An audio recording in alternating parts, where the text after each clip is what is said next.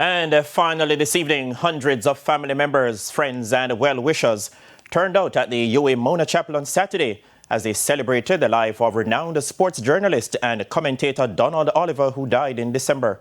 Christopher Scott tells us more.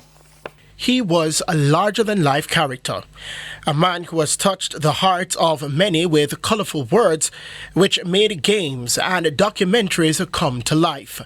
Many gathered at the UA Mona Chapel with heavy hearts, but happy they were a part of the life of an outstanding journalist with over 2 decades of experience.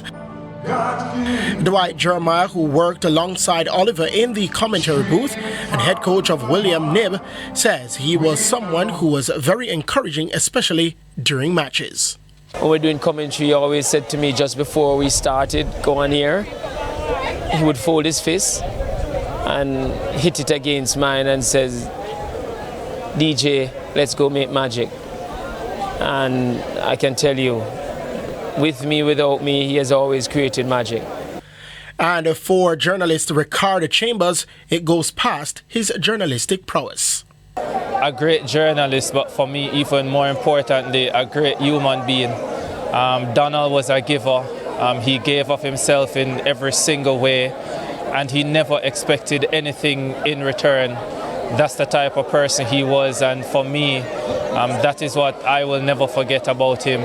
Donald's father, Errol Oliver, expresses happiness at the turnout, which showed the impact his son had in the journalism world. It made me feel great, but I have no leash on life. God give it and God take it. Oliver started his career at RJR in 2003 at the young age of 17 and spent 6 years developing his craft. Over the course of his career, he earned several accolades. In 2009, he received the Prime Minister's Youth Award for Journalism, and in 2022, he was awarded Best Television Feature or Documentary by the Press Association of Jamaica. He was laid to rest at Meadowrest.